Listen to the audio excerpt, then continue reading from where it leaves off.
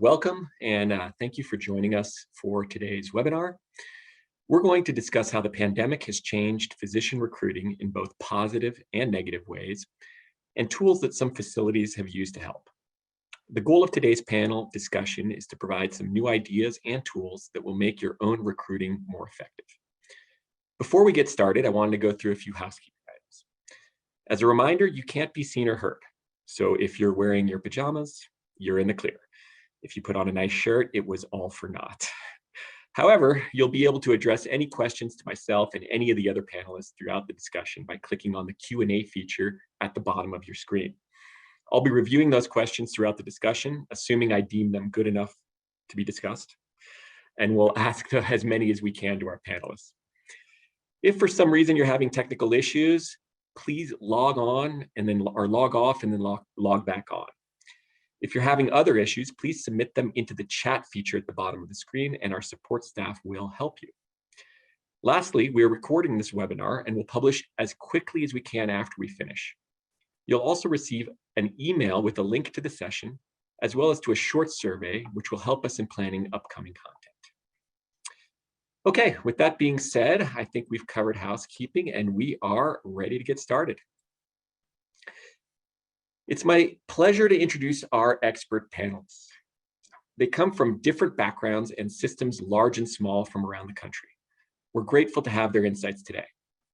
First, we have Christine Olson, Vice President of Physician and Professional Services at Essentia Health that has hospitals and clinics in North Dakota, Minnesota, and Wisconsin. Her team oversees physician and credentialing practitioner recruitment, as well as credentialing for new hires and existing staff. Linda Stevenson, a physician and advanced practice recruiter with Bay State Health, which serves nearly 1 million patients in Western Massachusetts. She is responsible for hiring and onboarding locum tenens physicians and advanced practitioners, and is passionate about finding the right candidate at the right time. Sasha Randolph is the recruitment and retention manager for the Kansas Recruitment and Retention Center at the University of Kansas Medical Center. In the industry for over 20 years, her focus is on recruiting healthcare professionals to serve the rural, underserved, and metro areas of the great state of Kansas. I don't believe I'll ever say Kansas that often in a 30-second clip, but so that I'm glad it was recorded. We also have Steve Jacobs, who is the manager of physician recruitment at Einstein Health in Philadelphia. He started work as a physician recruiter 15 years ago and has since built in-house recruiting programs for multiple organizations and has advised organization leaders with best practices in physician recruitment. Mark Duyard, a senior physician recruiter at Bay Health in Delaware, has more than 18 years experience in healthcare recruitment. He has experience in retention, training, and process improvement, and is proud of the positive impact recruiters have on the health of the communities that they serve. My name is Thomas Landers. I am the Vice President of Enterprise Business Development for CHG Healthcare. At CHG, we are committed to make a difference in the communities that we serve. CHG Healthcare is one of the largest healthcare staffing companies in the country, working with many of you as we provide comprehensive staffing solutions to hospitals and health systems, large and small. 3 of our 5 staffing brands, Comp Health, Weatherby Healthcare, and Global Medical Staffing, focus on placing physician and advanced practitioners in both locum tenens and permanent placement nationwide. Hopefully today's conversation will give you something that you find useful. Okay, so with that said, the stage is set. And I have a couple of quick poll questions I wanted to basically charge out of the gates with. So let's cue the first poll and take a look at what we have. Remember, this is interactive, so please chime in with your response. First question, how has healthcare recruiting changed in the past year?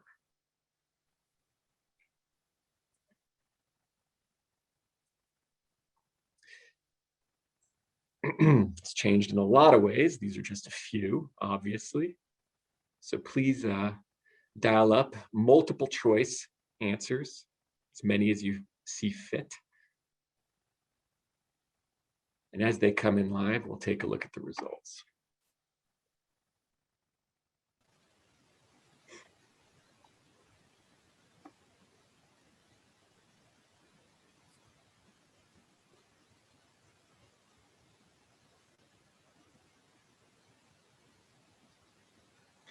perhaps the better way of phrasing the question would have been, how has healthcare recruiting not changed in the past year? Because there might be fewer items to actually check off.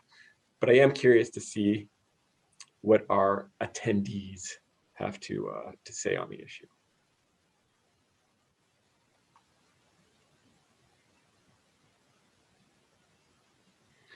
Okay, the results are in.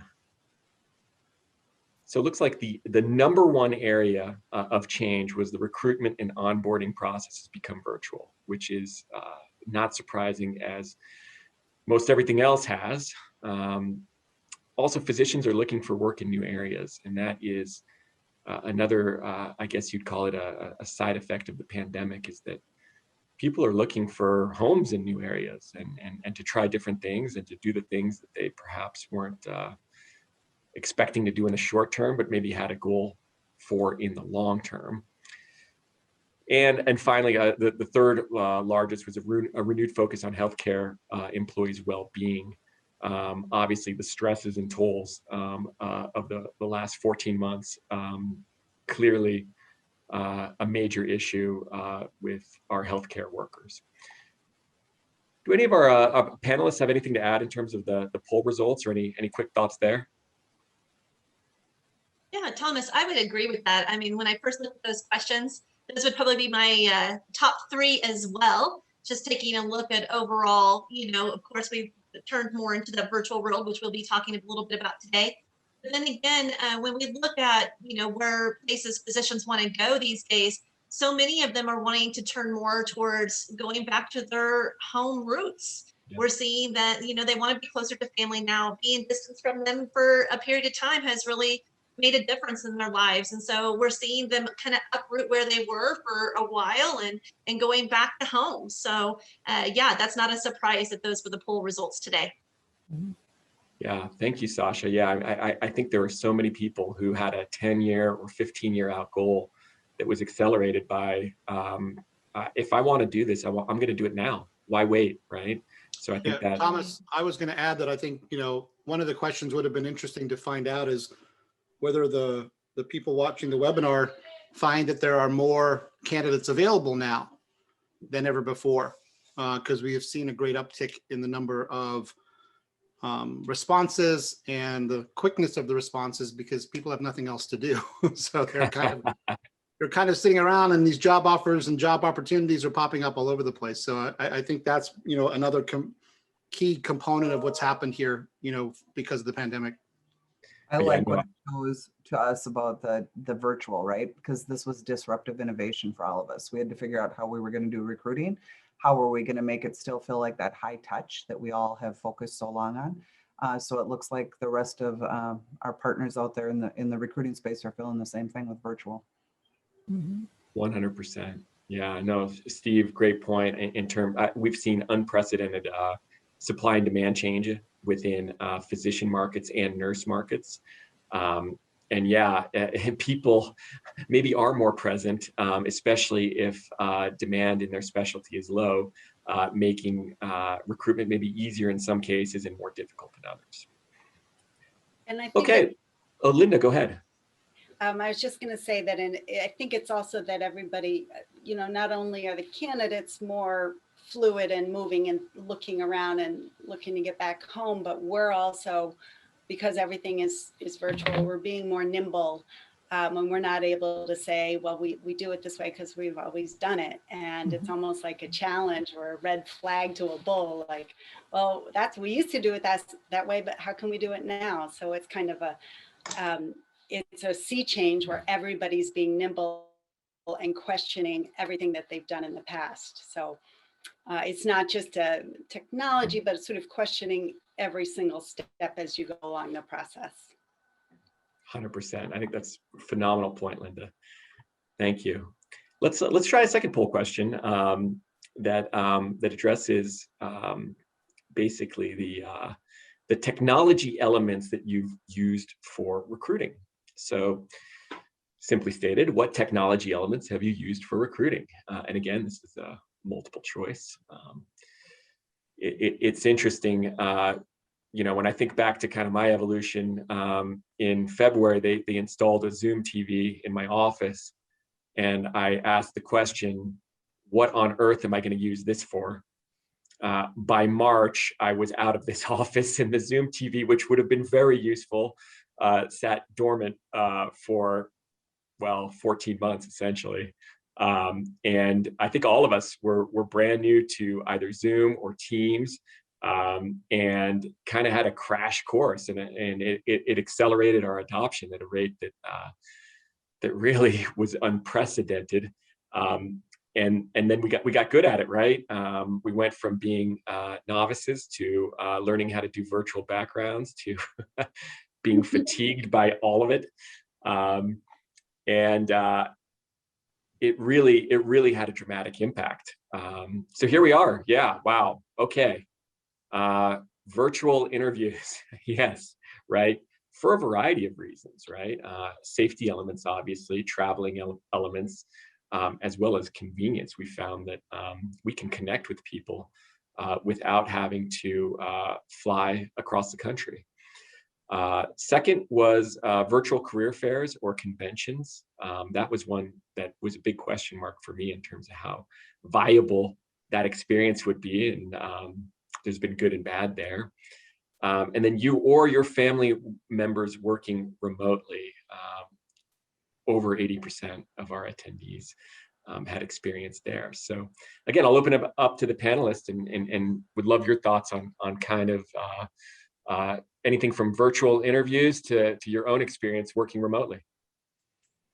Yeah, I think, again, this is not a surprise to see these poll results and what it looks like here. And for that one person who didn't do virtual interviews, I want to know, how did you get away with 15 months of not doing virtual interviews? That's interesting to me, more than the 97% response rate. So that's kind of unique to see that there. I think one thing that we had to do different is, we had AAFP that was coming up, and we had this huge, all the residencies were going to get together, and we were going to put this big booth together, and then it got canceled, right, because of COVID. So then we decided, okay, well, we have to do virtual. We know we're going to have to sit in this virtual realm. So how do we make that happen? And we had this crash course on making sure that we put all the tools and things together. It panned out, but it was a learning experience. I will say it was just nerve-wracking. I don't know if anybody else went through that same kind of sense of, what are we doing? This is out of our realm. We can stand behind a booth and we can talk ourselves up and we can recruit. We know what it's like to have these personal relationships, but you get us on this screen and we have to look at ourselves, and now we're supposed to attract other people to the same thing. And what do we have? What's going on here? And then after one or two or maybe 5 or a dozen times at it, we start getting a little bit more comfortable. But putting together something new and creating something that was memorable for the people who were attending really became a newfound respect for how we can do our outreach. Instead of just sitting behind a table, now we were actually connecting with people from all over the place that may not have actually seen us or couldn't even have attended that event because of cost, and we were bringing them to us virtually. So I think it did open up our minds to another perspective of how we can do things besides being behind where we were in a comfort zone for many, many, many years. So I think that there was some positive in that, but not surprised by these numbers at all, Thomas. It's just really quickly, it was just funny, Sasha. We used to, when we did big conferences, you'd sort of get to know Freeman and the shipping company and how they worked and in the ins and outs. Yes. And now it's like, oh, this conference is on Brazen. It's a good platform. We're going to be okay. It's like, we're learning this. Yes. We're adjusting to the ones that we know virtually now and having a good referral network on what that looks like. And our recruiters too, you think about like the virtual visits, we had to become a little IS tech savvy too, right? Because there were those moments where we had to teach everyone, here's what the virtual platform is going to look like, much like we just did as we were joining the Zoom call. I do have to point out, we had several recruiters who had to call candidates in advance and kind of walked through it with them and then said, by the way, please put your pants on before you interview with us. We had to remind people what we could see. And I also think we've all met more dogs, kids, and family members this year than we ever would have within the office too. So there's been that bonus for it. I think the other piece to that, Chris, is that we have become production managers, directors, script writers, Yes. etiquette coaches, you know, all kinds of different things. We had several physicians who did not have the wherewithal to be able to put a background together, and who, when I would, you know, do my check-in with them and get them ready, I'm seeing like things all over their house and, you know, a bike in the background and, you know, things like that. So it became really important for me as the physician recruitment manager to really dictate almost, you know, what the etiquettes were and what the process was. And we started sending out a prep document, you know, to everybody saying, here's what we'd like you to do. You know, first check in and make sure that you have Zoom on your computer or Teams or whatever platform you're using. Make sure you know how to put a background on there. If you don't, please call me and ask, and I'll walk you through it. So we did a lot of prepping early on to allow us to be prepared and not look like we had just put everything together with gum, you know, and Elmer's glue, only for it to fall apart, you know, 10 seconds after the interview ended. So to remind people, don't walk around because everyone else is going to be nauseated. Yes. correct. Yes. We had several of those things happening with people on phones, and then all of a sudden, let me take you through the department. Oh, please don't. You know, I'm good. It's like a tilt-a-wheel. Or don't drive with me on video because we Yes. Yeah. Yes. I mean, I don't have a problem with in vivo things like, you know, you're being interviewed for anesthesia and the candidate, the interviewer is in the anesthesia department, and maybe it gives it a little bit more live, you know, dramatic, newsworthy type of interview in terms of, you know, what's going on in the background and beeping and hello and, you know, but at the same time, it is a professional interview and we have to continue to promote our brand and make sure that people understand that, you know, you are responsible, you know, for that. So it took on a whole different life in terms of what we added to our job description. Oh, and I think the other side of that, Steve, is we did the same thing for candidates. So we had an instruction sheet that we sent out to staff. And then we had an instruction sheet that we sent out to the candidates to let them know that, you know, this isn't a FaceTime chat with your son, daughter, wife, girlfriend, mother, father, whatever, but actually a virtual interview. And, you know, it was amazing the number of people that came to the virtual meetings very well dressed, prepared with a lot of questions. And I think that really, you know, that helped. And the other thing I wanted to add to that is that, you know, COVID, and it's probably the same for quite a few people, really sort of forced the process that I've been trying to promote for the last couple of years. And that is, let's do a virtual or a video screening call with the candidate before we invite them here for a site visit. Just, you know, they look decent on paper, let's bring them in, kind of thing. And so it allowed us to really hone the number of, we after a brief shutdown, we did continue to host some interviews. And what it really did was it really allowed us to winnow the list of candidates from people that might have passed a telephone screen but did not pass a video screen. So we brought in fewer people, which saved us some money. We hired the same number of people as we did the year before, but I think the virtual interviewing and the virtual screening made us much more efficient. Yeah, and Thomas, I think that one takeaway would be, you know, if we're willing to share those tips and tricks, I know I am. I have a list of best practices for using a Zoom platform for interviewing and things of that nature. Happy to share that with anybody who would like it. Yeah, I mean, that's great. And there's no question that there's been a heightened layers of complexity.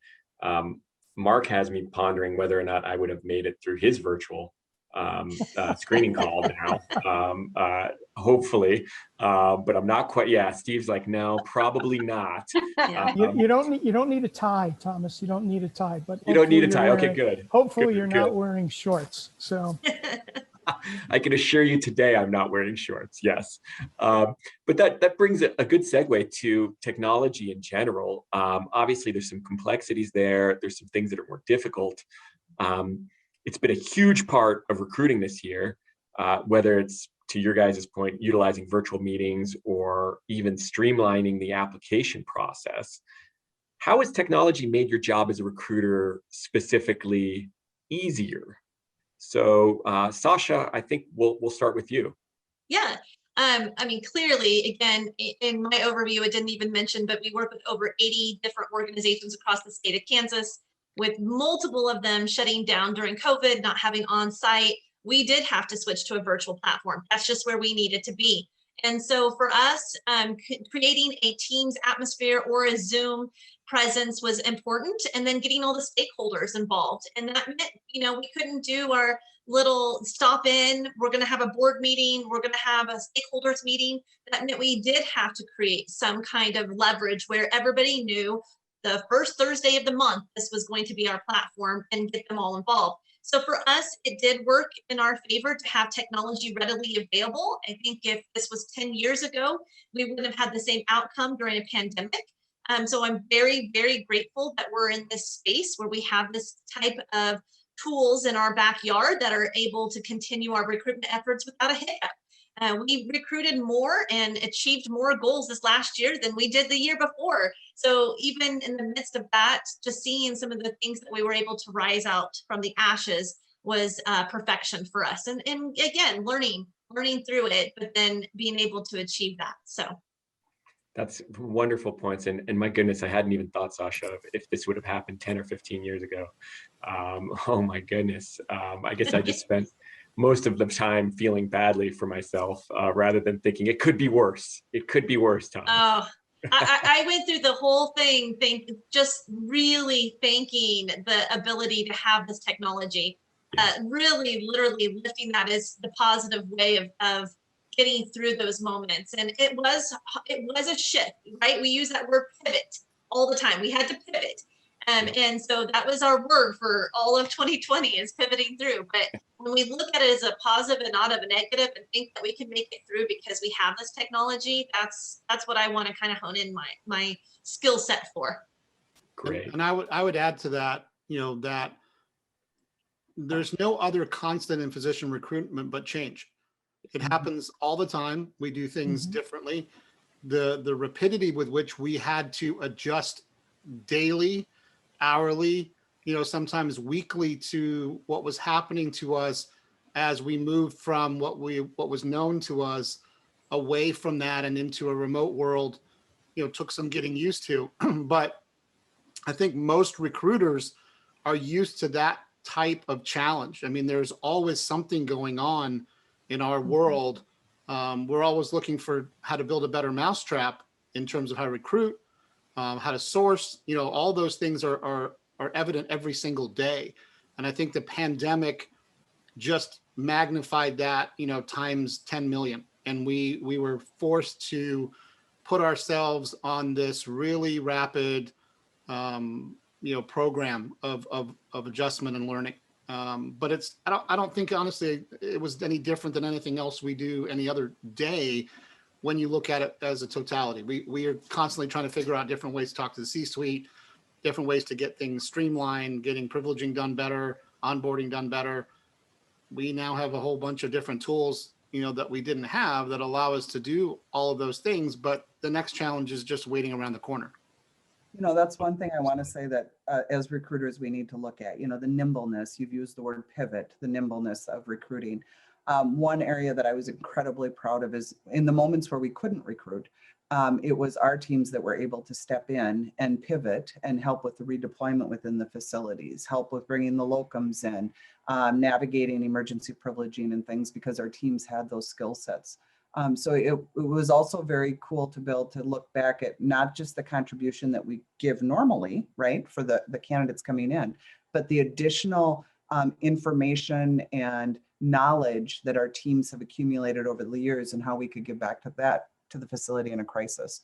And I think that's important for all of us too, because that knowledge we have is sometimes only seen in one singular area, but in this particular case, we got to put the whole card deck out there.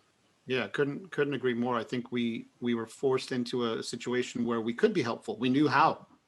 We knew what needed to be done from a locum standpoint. And I think what some of us are still dealing with is the fact that there are still some holdouts, departments that still want to do things the old way. continually having those conversations, trying to get people on board to understand that this is, I hate the word new normal, but that's what it is. It's the new normal for now. But next year, what is it going to look like next year? Are we halfway back to where we used to be with a modification like Mark pointed out, where we're doing screening calls on video, which I actually like because I don't prepare anybody for those. I want to see you as you are, right? If you can't figure it out, that this is a screening call and that we're having a conversation about a job and that we're doing some sort of interview, then that tells me a lot, about kind of where you are. But it's also, balanced with the fact that, like you said, we catch people with their kids and with the dogs barking and the gardeners are mowing in the background. And I was having this conversation with Jerry Carpenter the other day about an article that we're working on where, there are certain things you have to give candidates credit for and not hold against them in a virtual world. There are certain things where, yes, if you're not wearing pants, I have a problem, okay, that's one thing. But the dogs barking and things like that, I'm not going to hold that against you when we're in a virtual environment and you may not have a place to put the dogs. And I have plenty of candidates, and you guys do too, that were very apologetic, wanted to let you know that, this is not their normal, but the dogs couldn't go somewhere and their husband's at work. And, however it works out is however it works out. The same faux pas that they make in terms of interview are different, and sometimes the same, right? So they can't answer questions that we want answers to. They can't provide detail. Those things are very much a part of the mainstream of the interview. But some of the virtual hangups and issues that we have created, in the environments that we find people, sometimes we have to give them a break and not hold it against them, as a way to weeding them out. Yeah, Steve, I think that's a great point because many of us have become really acclimated to a virtual world, while others are really still dipping their toe into it. And for those dipping their toe into it, it was like we have to give them the benefit of the doubt. We were there 14 months ago. We just don't remember being there. So that's, no, definitely. When I'm having a conversation with somebody like this, and it's like my mother on FaceTime, right? So it's one of those things where you have to feel comfortable directing people as you're trying to produce this, this interview, to say, hey, can you tilt your camera up a little bit or down a little bit? I can't do anything about the background when I'm screening somebody. That is what it is. I screened somebody yesterday who was a Peloton. On their CV, it said they're a Peloton captain, meaning that they lead Peloton bike, interactions with virtual candidates. And his Peloton bike was sitting right behind him, and then it was a bunch of Peloton shoes and hats and all kinds of stuff. And I thought to myself, oh, this guy's really serious about Peloton biking. Not sure what it has to do with being a breast imager, but it's nice to see the whole 360 view of their life. Yeah, there's some passion there. Linda, did you have something you wanted to add? Well, I did until Steve leaned in like this, and I remembered a candidate who I just kind of talked to her like this for the whole time. The shark fin. Sorry about that, it's gone. But I would say that in addition to the interviews, if you turn it to sourcing and the incoming pool, because COVID's done a number on medicine, and people are going to be retiring sooner and leaving medicine after having been traumatized. You just keep reading so many stories that our pool is going to do nothing but shrink. So it's more important than ever to be out there continuing to source and to keep your pipelines robust. And if I think of technology, PracticeLink has been around for 100 years, but they put up those virtual career fairs that we've been doing them monthly, and we didn't have that before. The virtual version, you'd had to go in person and carry your pop-up booth around and all of that. So that has been a huge boon for this year, and I think it's going to be ongoing. So that's the kind of thing that I think is going to help. It's going to make sourcing and marketing just so much smoother and cost efficient. Great point. I don't think the small conference will ever be the same, and we will see what the larger conference looks like in the future. I'll keep the ball in your court, Linda, with this question. Obviously, technology has impacted how providers are licensed and credentialed. This past year, we also saw some attempts at making licensing and credentialing easier, but found sometimes it worked and other times it didn't. Would you start us off by talking about the situation where it worked well for you? Well, we had one instance, we're in the state of Massachusetts, which Comp Health points out to me loudly, is one of the worst states in the country for licensing, slowest, longest period. And we had a critical care physician that we had to get on board, and we were able to get them emergency licensed. It still, I think, took 6 to 8 weeks. It wasn't overnight, but we had enough notice so that it was okay. It worked with our time frame. So we have been able to be as nimble as we can in some instances. I'd like it to be like that all the time, but. Absolutely. I know, Chris, you had a bit of a different experience if you wanted to share that one. We did. So we sit in North Dakota, Minnesota, and Wisconsin, and we have a lot of border cities that have facilities in them. So as those states shut down with no travel advised, and we had a lot of patients that needed to cross state lines, we flipped to a virtual format. So our facility, Essentia Health, did roughly over 400,000 virtual visits during this, which was awesome, disruptive innovation. But from a credentialing, privileging, license standpoint, was a little bit of a panic. And so we actually had worked with our legislative affairs people with several other healthcare facilities to walk into the state of Wisconsin to offer a option and met with various levels of the Wisconsin Hospital Association and so forth, trying to come to a solution. And it did not go as smoothly as we wanted. And as a result, they did come forward with an attestation process, and then you had to go into full licensure. But we're still waiting for some of those licenses to roll through. And now more recently, the state of North Dakota's public health emergency came down last, I think it was the 30th of April. Minnesota is possibly this week. Wisconsin has removed some of theirs. So now we're trying to kind of reel it back in. Virtual visits are here to stay. We've trained all of us that we love that.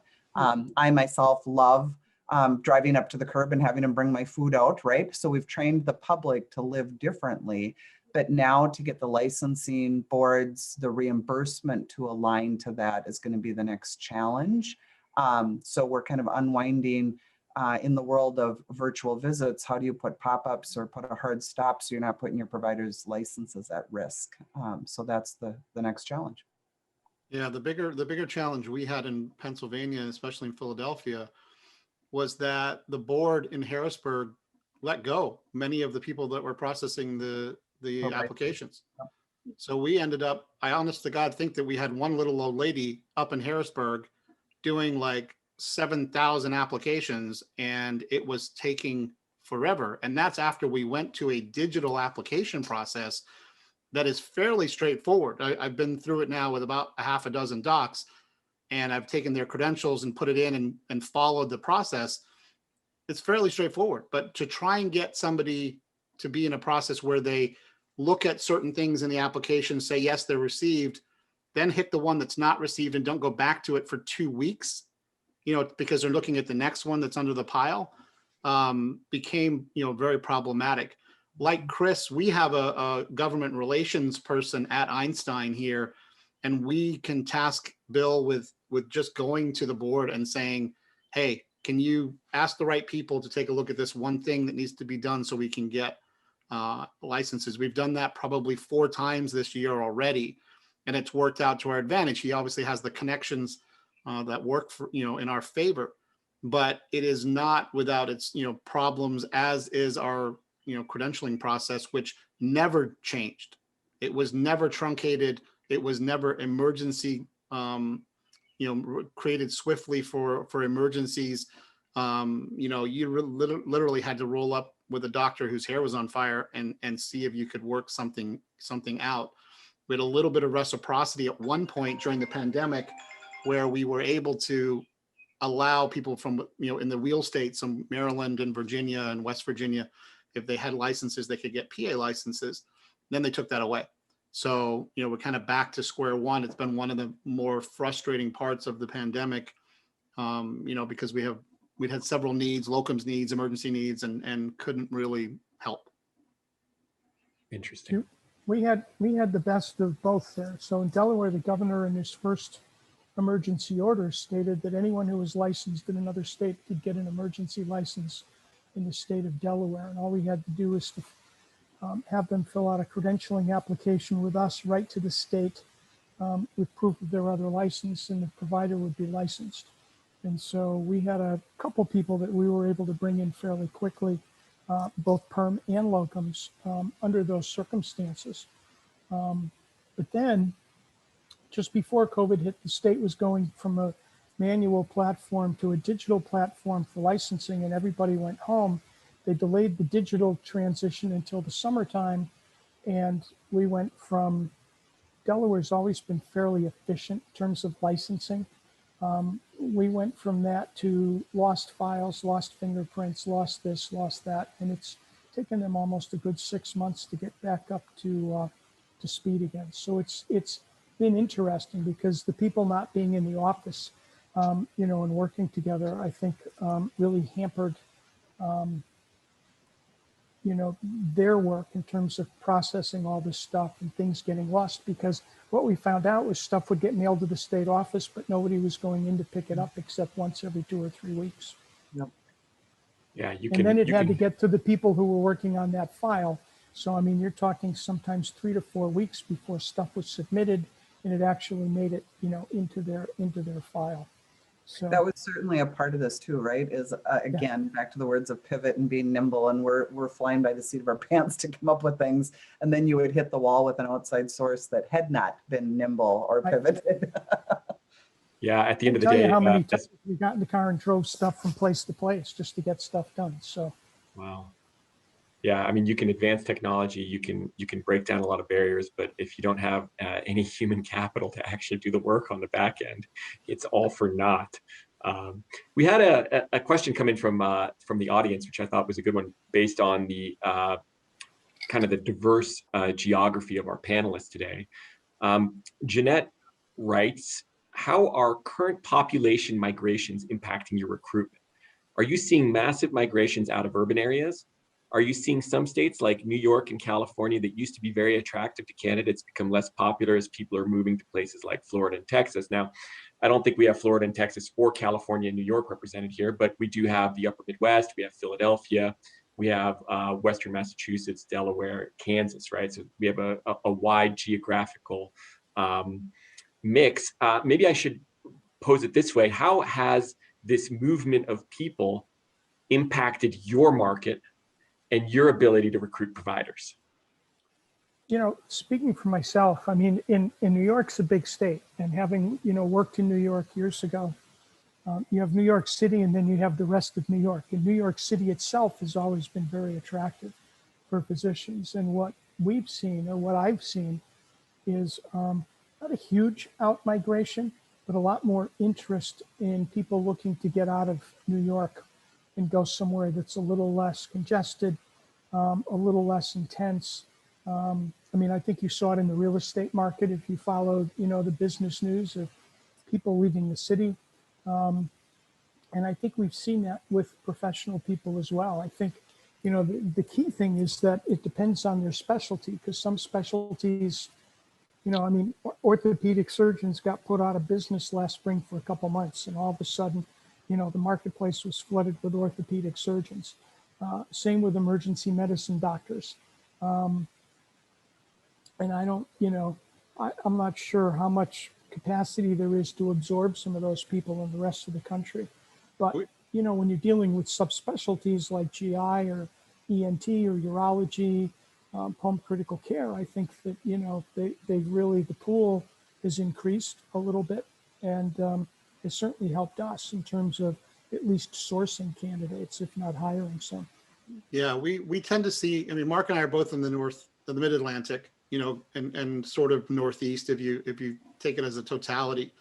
And while we have, our own challenges being in urban areas, I haven't seen a tremendous outward migration from the Philly metro area, which takes into account, southern Jersey, parts of northern Delaware, parts of the western side of our state, little smattering of West Virginia, those kinds of things.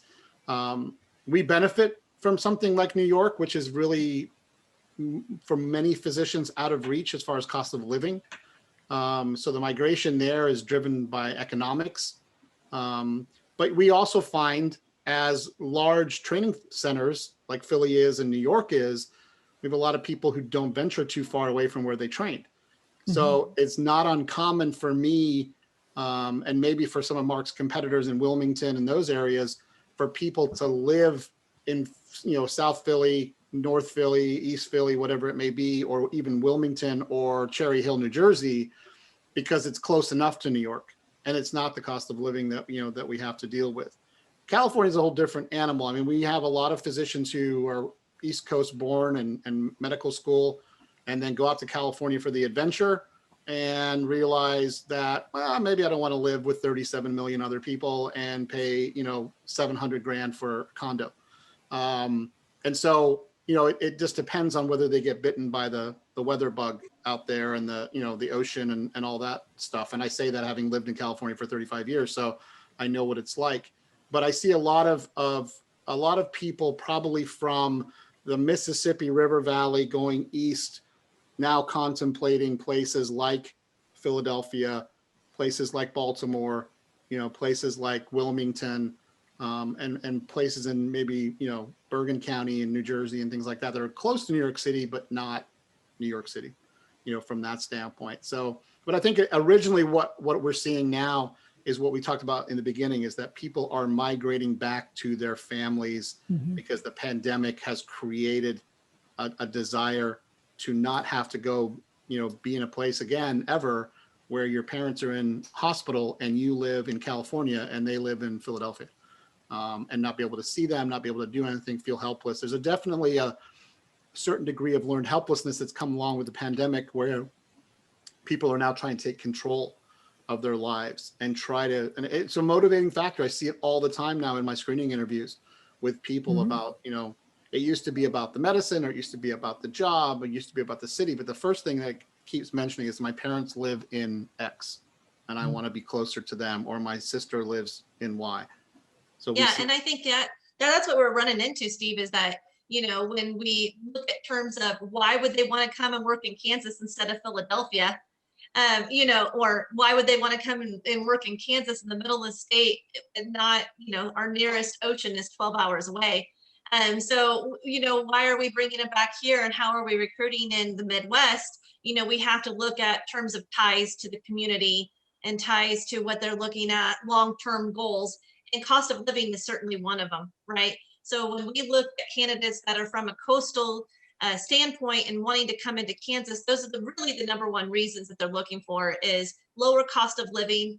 If we should get ourselves in a position like we were in 2020, what are some of the substances that they're looking for? Well, family life, work-life balance, cost of living, and those seems to be the biggest driving factors and determining factors that we're looking at as in ways of migration. And I work with so many of the residency programs.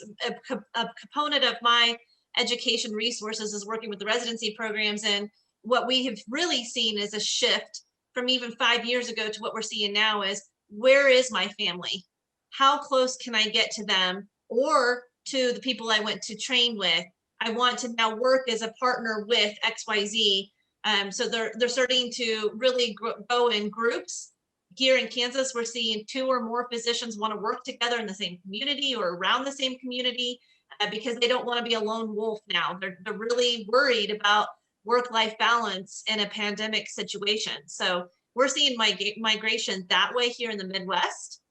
So I just wanted to tag that on as something that we're seeing that's kind of unique. 105 counties here in Kansas, 5 are considered metro. So we have 100 counties that are rural counties here in Kansas.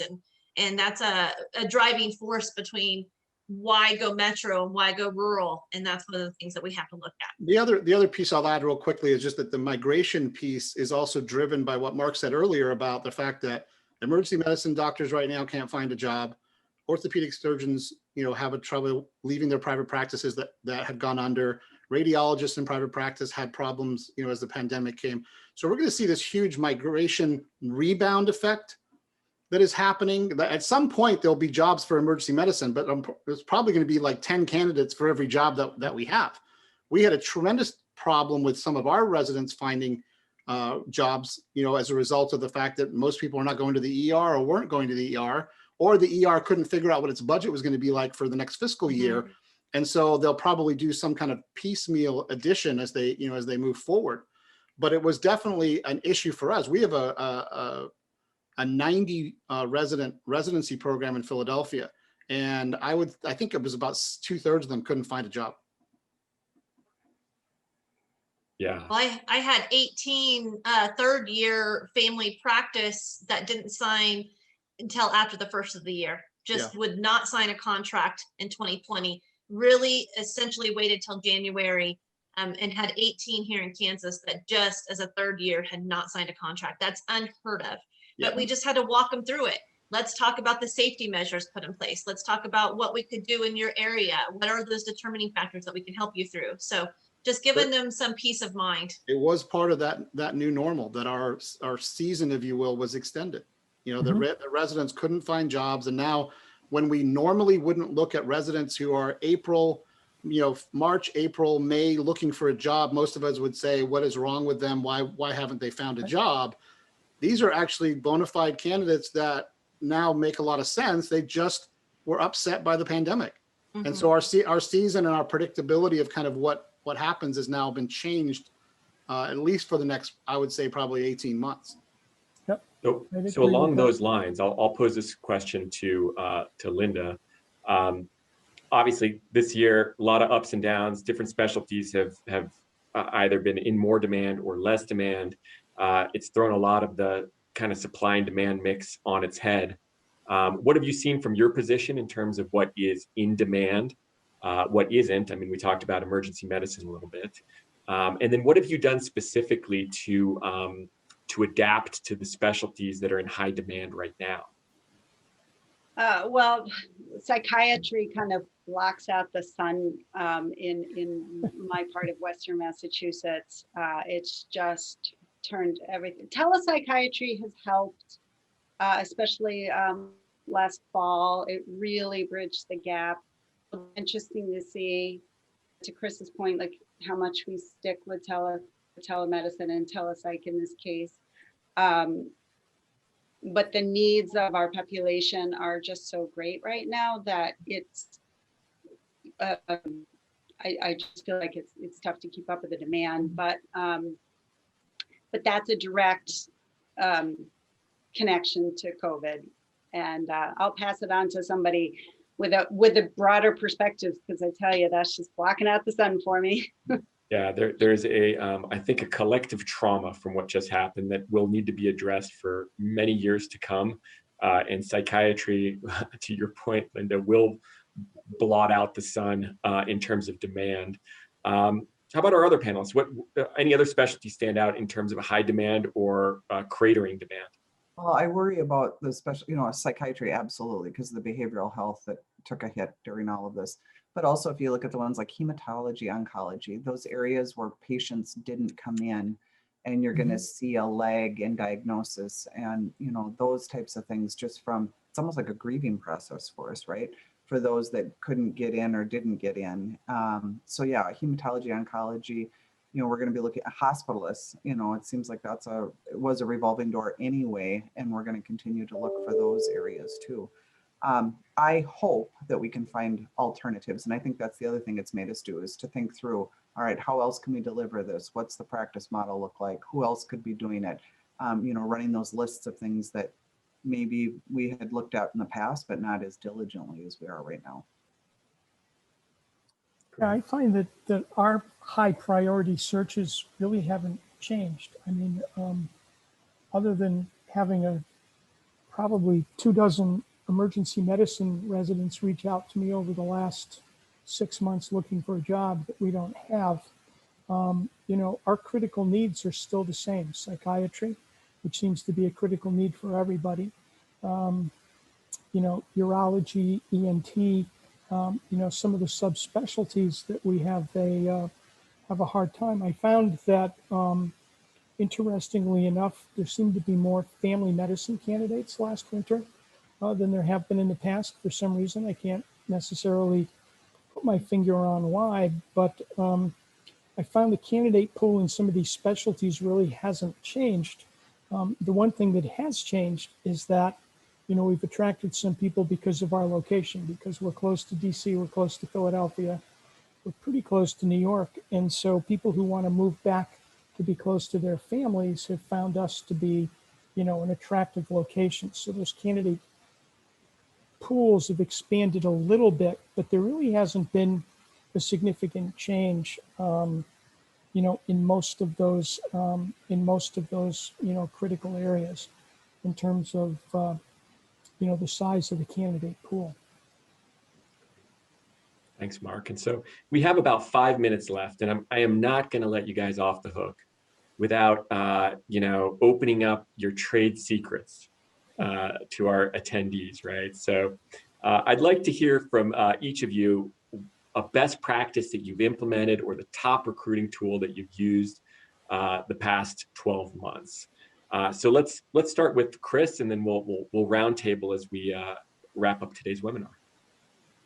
I would say the best tool we used in the last 12 months was, and we've had this, it just grew, was the relationship we had internally with the operations groups. We have a weekly platform where anyone who's recruiting a candidate comes in and we review every candidate. But it really was about a partnership with those teams, since some of us were remote and not going back into the facilities for safety. And so it really strengthened the relationships, it strengthened the process, whether it was a virtual platform, whether it was thinking outside the box. But at the end of the day, recruiting to me is all about relationships, and it really strengthened the relationships. So yes, I don't want to discount all of the trade secrets related with sourcing, but I'm going to go back to mission, vision, reasons we're all here, healthcare stories, and the relationships. That absolutely, hands down, is how we made it, and will continue to be a springboard for us. Awesome. The fundamentals. Sasha, how about you? Yeah, so again, it was a tool that we had used before, pre-COVID, but really enhanced during the time. And we actually had created a Google text line where we were able to establish some text messaging to all of our candidates, and then included even our Zoom links or whatever we wanted in order to do our pre-screening. And really kind of got away from the email. They were just being bombarded by all this other technology, and really just said, if you want to opt into text, here we go. And it was a great way and a great tool for us to be able to copy and paste into our CRM. And we were able to communicate pretty regularly as a recruiter, since I was at home more often and working from out of the office. It really helped me keep track of the candidates and label them and see where their space was. So texting when they were available with the candidate really, really enhanced our relationship there, and helped push us forward in that space. And again, kind of those tips and tricks, be ready for our pre-screening. Here are some things that you need to know, and sending them things through there was just incredibly helpful. And so we really, again, probably get at least a 90% response rate off of every single text we send in the sourcing realm, and then for our follow-up. So we just really kind of honed in on that and said, hey, if it's this successful, then we really need to continue to use it. And we have, and we really have done well there. That's great. Had a couple more questions coming in. Mark, Steve, or Linda, do you have anything to add in terms of number one tip or trick the last 12 months? I think the big thing for me is that not only has the virtual platform enhanced our ability in terms of screening and interviewing candidates, but it has also enhanced our ability to get things done within the organization. So meetings have become much more efficient, where, you used to sit around and shoot the breeze for 15 or 20 minutes and catch up on this or that. I find that being online with people having access to, a database, a shared database and stuff, you're able to get through things much more quickly and much more efficiently. And that's really, really, really helped a lot. There's a whole bunch of other stuff as well, but I think that for me was one of the real big things. Yeah, I would agree with Matt. It's kept everybody on time which has been really helpful. You know, that people aren't looking around for an open room or somewhere they can snatch 5 minutes. We've had a lot more compliance with interviews. The other thing that I do is I host all my interviews, and I get to hear everything that goes on. And so it's been extremely helpful to me for my team to give them feedback, especially from like radiology, which was a disaster as far as interviews were concerned. And I wouldn't have known it had we not been on a virtual platform. So I found that to be extremely helpful, as long as they all knew that I was listening in, of course. But it was important for them to, it helped build the team and help build me into being part of the team, which I thought was really helpful, you know, for everybody concerned, just to give a little bit of constructive feedback. The other thing is, you know, in this day and age and with the pandemic, I text everybody. I text all my candidates before I even meet them. I tell them I saw them on Practice Link. I tell them I saw them on Practice Match. I don't, you know, wherever it is. Texting has become my way of reaching candidates, and it seems to be working better than it did in the past. I don't know if that's a millennial shift. I don't know if that's a generational shift. It probably is, but I would say I get about an 85% return on investment there from a texting standpoint with the right candidates. I'm not, you know, kind of end of the road candidates. I'm usually not texting, but emails become second, honestly, for me. Interesting. How about you, Linda? Was there anything you'd like to add in terms of tips and tricks? Just super quick, because it is 3 o'clock, but practice, you know, I had mentioned Practice Link, and I would just say that, you know, the technology tools are like languages. The more of them you have, the faster you're going to get around in this world. And I have found with candidates that, you know, we have one tool and they're like, oh no, I prefer this tool. And so now we're getting into the next generation of so I think a fluency period is a fluency with anything that comes in front of you. I listed like 12 apps I use in any given day. And so that's kind of, if you're going to ask for a tool, it's how to use all the tools. That's great. Well, I think that's a great way to end our call. I feel like we could have gone another hour or two, truthfully, and it would have been meaningful and engaging. You guys have been great. Thank you for sharing your experiences, and we will do it again.